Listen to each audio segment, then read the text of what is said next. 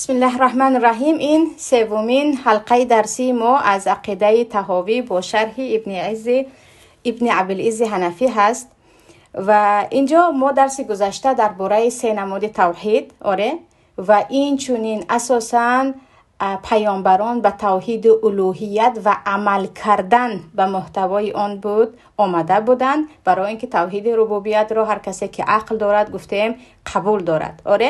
و اینجا خواهران عزیز برای یگانگی الله و برای اثبات سه نماد توحید، چه توحید الهیه یعنی الوهیت ذات یگانه الله را پرستیدن باشد، چه ربوبیت آنه که الله خالق یکتا هست یا رازق یکتا هست، چه در توحید اسما و صفات الله به ما با سه شکل دلیل می آورد، یعنی یا که با سه راه الله به ما اثبات می کند که الله یگانه است و لایق پرستش است. یکم راهی که پروردگار برای ما ثابت می کند یا راهی که به ما یگانگی خودش را و او لایق پرستش بودنش را اثبات میکند، این راهی شنوانیدن با چی؟ این که ما با گوشمون میشنویم و اگر هدایت نصیبمون باشد ایمان میآوریم، وگرنه آنهایی که هدایت نصیبشان نیست به خاطر گناههایشان، چون خداوند هرگز کسی را با ظلمش گمراه نمیکند.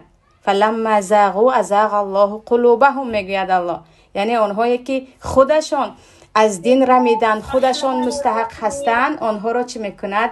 الله هدایت نمیکند. پس اینجا یکمین راه خواهران عزیز راهی چی گفتیم؟ شنوانیدن. الله با شنوانیدن آیاتهایش و با شنوانیدن احادیث پیامبرش، یعنی ما آیاتهای الله را شنیده، احادیث پیامبر را شنیده چیکار میکنیم؟ ایمان میآوریم. الله در قرآن میگوید هذا بیان للناس و هدی و موعظه للمتقین. این کتاب یعنی کتاب قرآن کریم بیان است برای مردم راه را نشان میدهد، برای مردم یگانگی الله را اثبات میکند و این چنین هدایت و پند است برای تقواداران.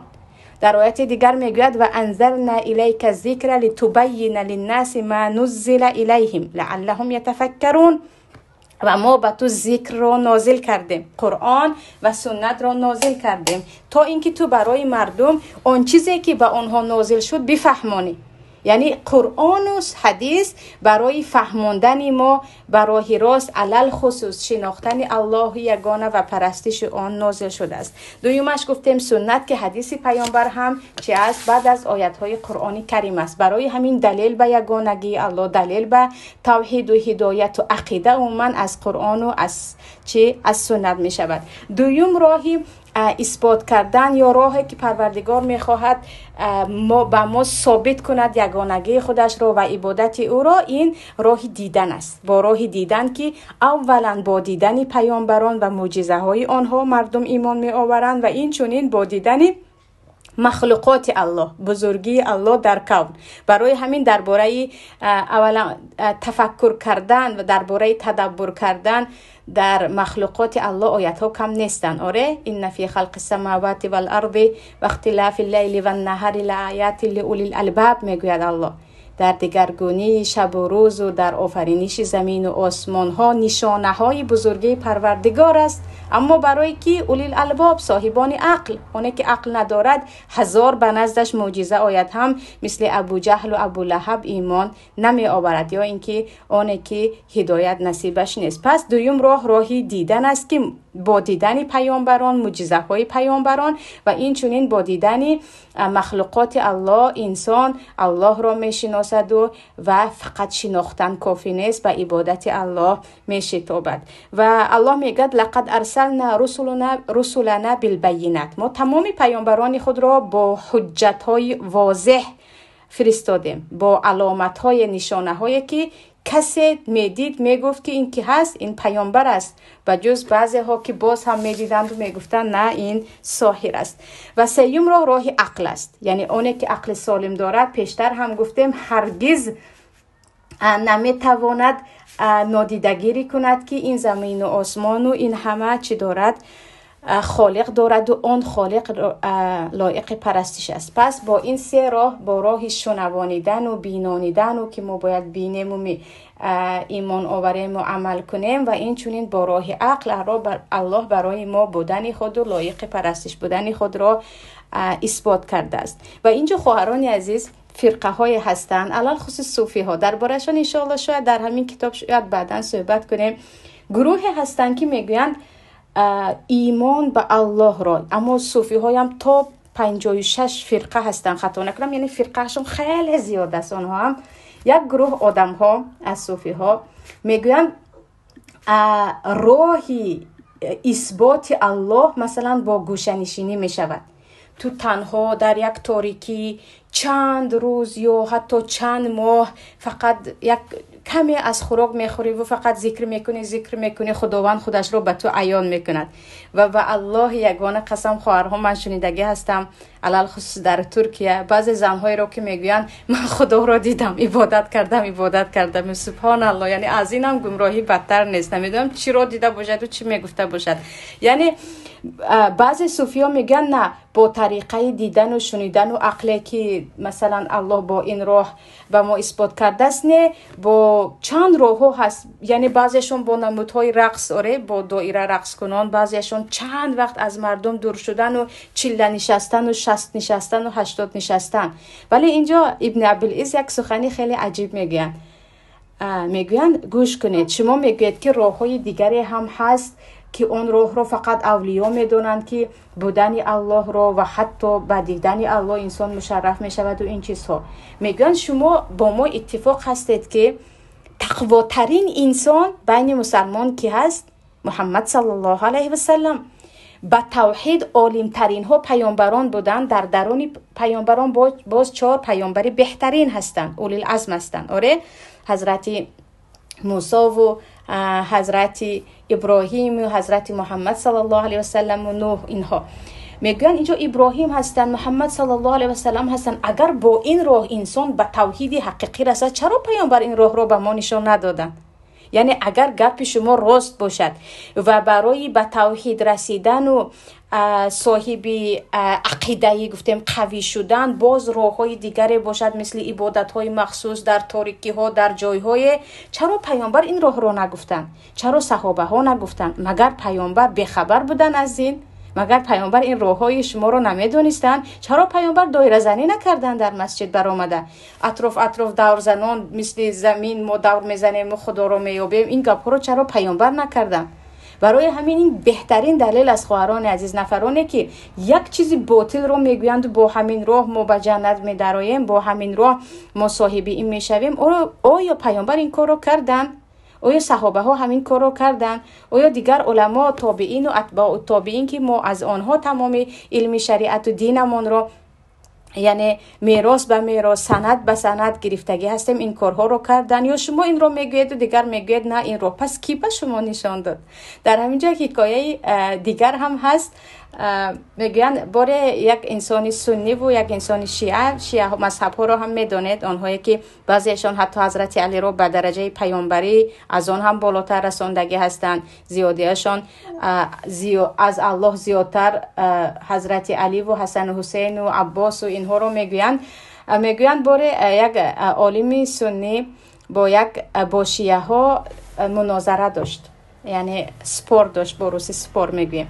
بعد این که عالم سنی به چی داخل می شود، به خانه که یا به حجره که آنجا باید مناظره کنند داخل می شود و بروی استل پای افضال های خودش را می ماند، بروی میز می ماند.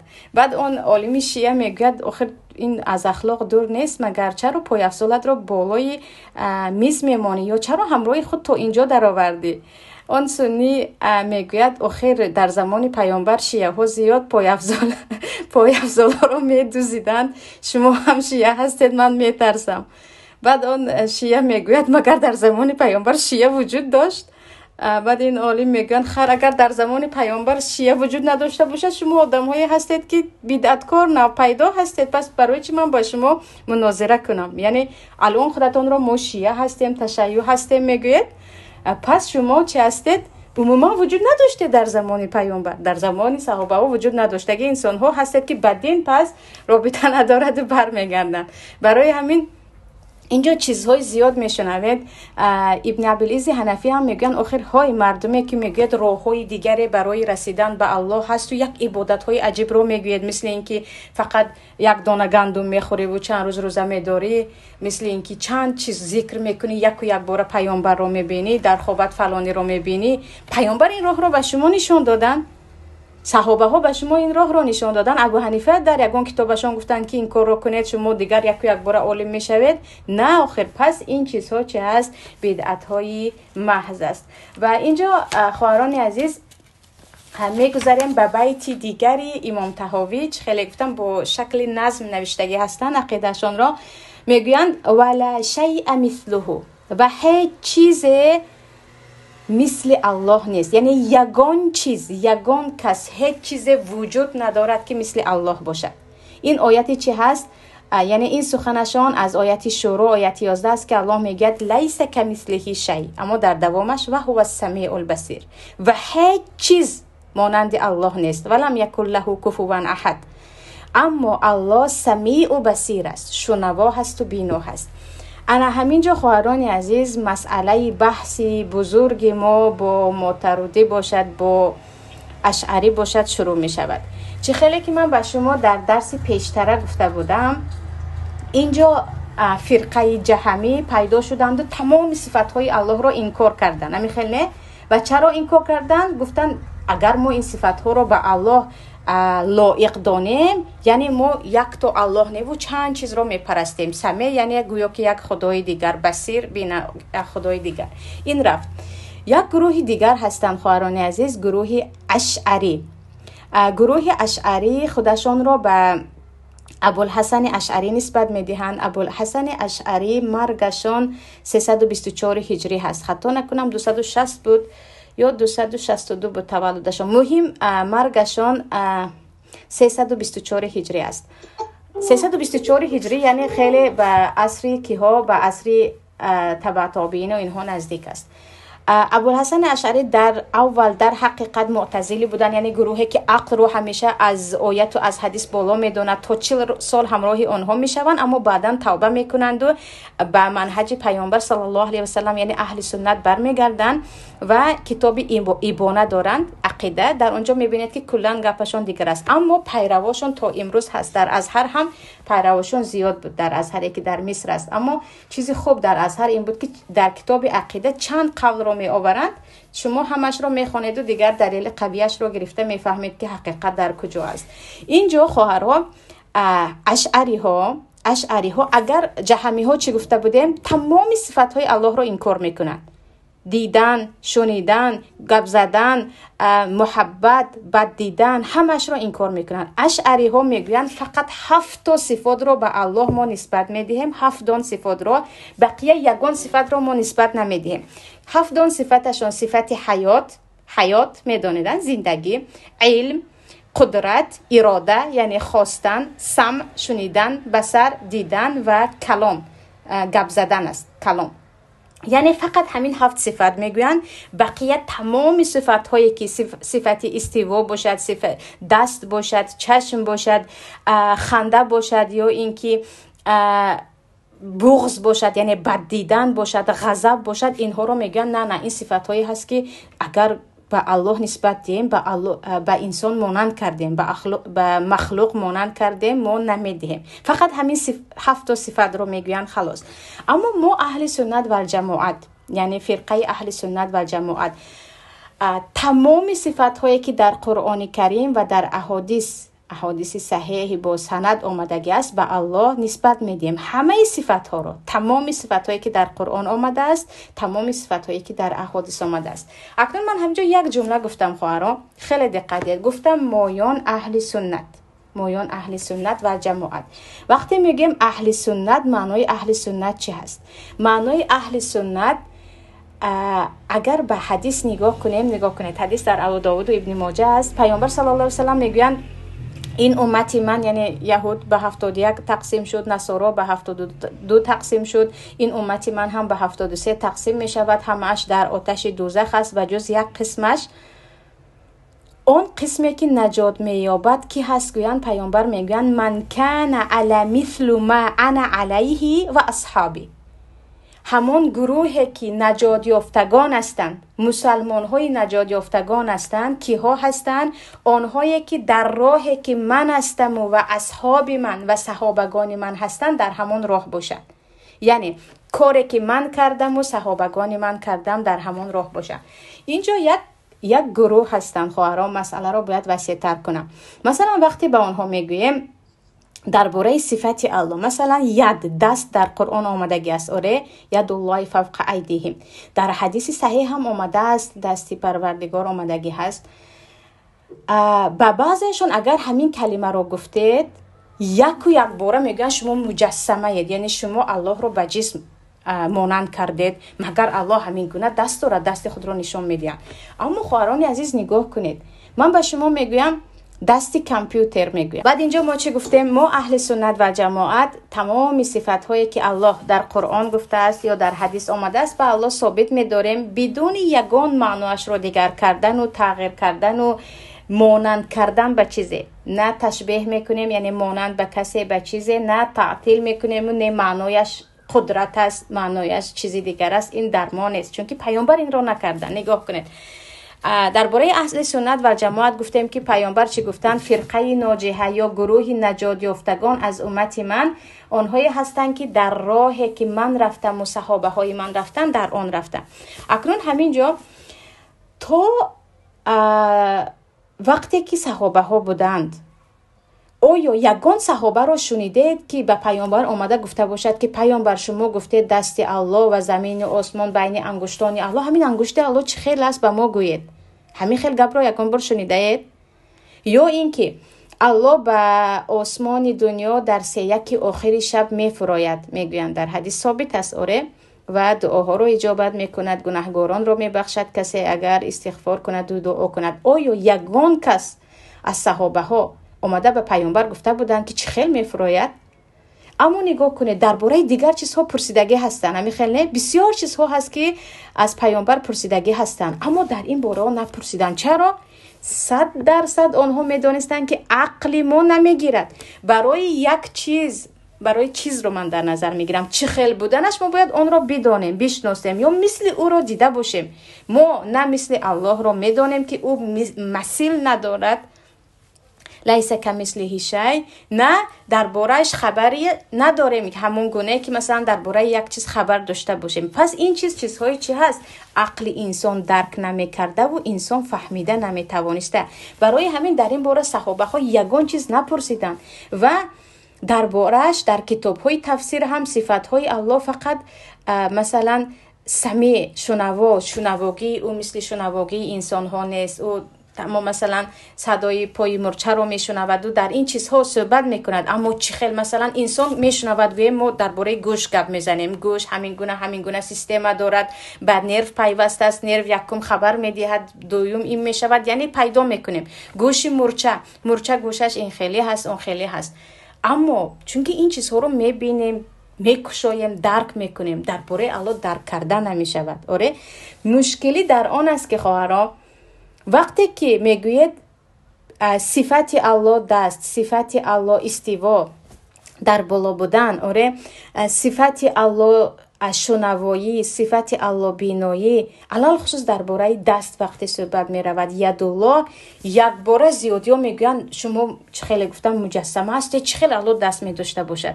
آخر درباره دست الله عقل منی تو نمی رسد. آن چیزی که آمده است آیت است که به الله دست را نسبت میدهد، اون چیزی که درباره دست گپ میزند حدیث است. اگر این چیز رو من و تو فهمیده میتوانستیم پیامبر بیان میکردن، الله خودش در قرآنش بیان میکرد، آره، صحابه ها بیان میکردن. چون عقل ما نمیگیرد ما ثابت میدونیم که این چیز رو الله گفت، این لایق الله هست، از آن الله هست، اما چگونگیش رو درک نمیکنیم، نمیتوانیم، عقل ما به اون نمیرسد. اما تشبیه بیاید، میگویند چشم رو اگر مثلا عین، چشم رو اگر، چون که در ما حدیثی صحیح هست میگن اگر الله چشم دارد گوید شما باز میگن با الله جسم رو گویا که لایق دانستید، چشم آخر در انسان میشود. نگاه کنید من و شما میگویم چشمی تلفنم مرا دید، همین نه تلفن مرا میبیند میگویم، یا مثلا میگویم چشمی مثلا تلویزور میگویند بعضی‌ها، یا چشمی کامپیوتر دیده ایستاده است میگویند، چشم قورباغه میگویند، چشمی فیل میگویند، چشمی باز. این چشم ها نامش چشم اما یک خیل است. چشم آدم و چشم مثلا یا دیدن بگیم، دیدن انسان و دیدن تلفن یک خیل است. تلفن چی چیز رو میبیند؟ انسان. دیدن پرنده و دیدن حیوان یک خیل است. دست میگویند دست مورچه و دست انسان یک خیل است. دست پرنده و دست انسان یک خیل است. اون قنات است تماما که دستش است. آره، برای همین یک چیز نامش یک باشد، یک خیل بودنش حتمی نیست. این رو با عقل باید درک کنید. وقتی میگوید دست یعنی فکر نکنید که مثل دست انسان نعوذ بالله انا این چی میشود؟ این تشبیه به آدمی ذات میشود، این مجسمگی میشود. اما ما میگیم همون گونه که لایق خودش هست، چگونگی است رو الله یگانه خودش میداند. انا در صفاتهای الله ولا شیء مثله، این عقیده ما هست، عقیده اهل سنت و جماعت هست که هیچ چیز در ذات الله، در صفاتهای الله، در عملها یا فعلهای الله مثل الله نیست. اما بعض نامهایی که مشترک هست، یعنی در الله هم هست، در انسان ها هم هست. مثلا نگاه کنید، میگویند شما اگر گفتید که الله چشم دارد یعنی انسان هم چشم دارد مانند شد. ولی من به شما گفتم که چشم کلمه رو گفتم معناش نه اینکه یک خیلی باشد. یا بعضیا میگن صفتی که در انسان است در الله نباید باشد. اما در قرآن کریم الله میگه فبشرناه بغلام حلیم، و ما او را پیامبر را بشارت دادیم با یک فرزند حلیم. حلیمی که مهربانیش از غضبش بالا است، زود بخشنده است. یکی از صفاتهای الله حلیم نیست؟ در قرآن کریم چقدر کلمه حلیم رو میشنوید؟ علیم حلیم، حکیم حلیم. این حلیم و حکیم و علیم و این نام ها میدانیم که به یک انسان هم علیم گفته می شود، دانا، به یک انسان هم حکیم گفته می شود، لقمان حکیم. آره، به الله هم حکیم میگویم، صفت الله هم حکیم است. اما حکیمی الله با حکیمی انسان یک خیل است.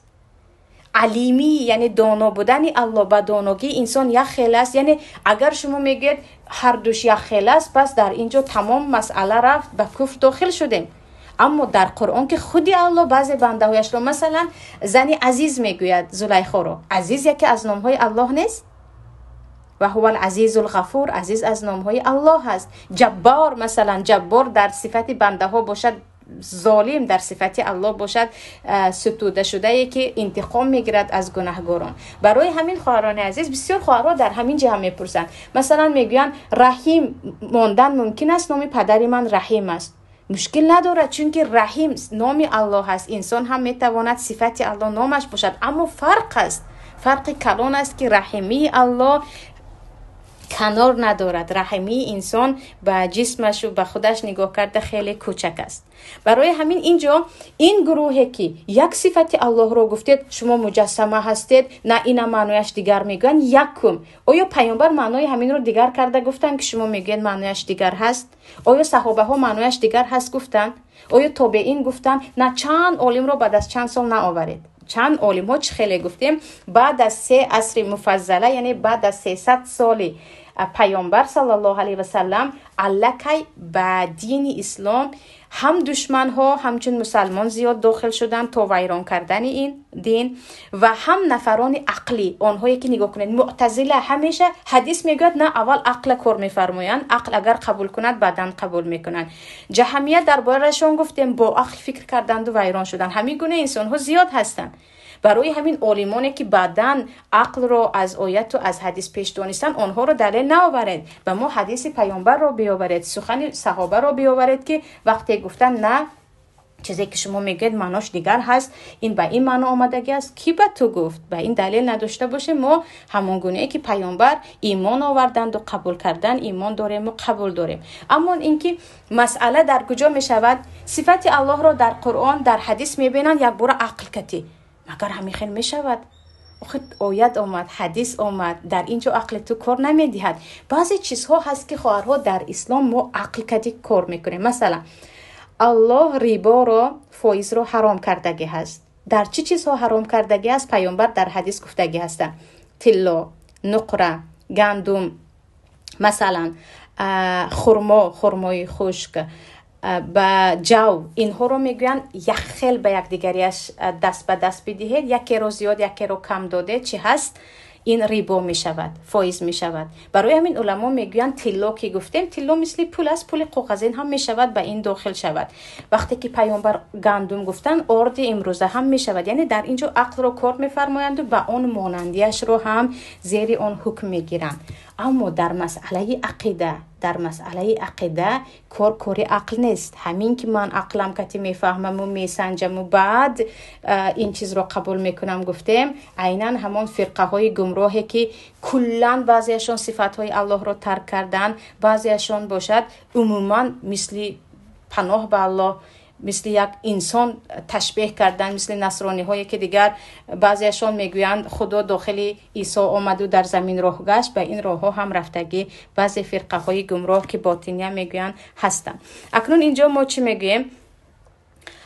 آمدیم به اون که به تمام مسلمان ها کدام فرقه نباشند هم در این مسئله که لیس کمثله شیء، هیچ چیز مانند الله نیست، هیچ چیز مثل الله نیست. ما یک جا هستیم در مسئله صفت ها. هر صفتی که در قرآن است، در حدیث است، ما به آن صفت عقل درک کرده تواند یا درک کرده نتواند. مادامی که هست ایمان داریم، قبول داریم، ثابت میدانیم. اما وقتی شما گفتید نه این صفت در انسان ها هست مانند شد، جواب میدیم که آخر خود الله کلمه حلیم رو به پیامبران نسبت داده است، کلمه عزیز رو، کلمه حکیم رو، کلمه جبار رو به انسان ها در قرآن نسبت داده است. معنیش نیست که هر دویش یک خیل است. یعنی نام یک چیز یک خیل باشد، معنیش این نیست که ماهیتش هم، شکلش هم، استادش هم یک خیلی باشد. این از این خیلی چی میکند؟ فرق میکند.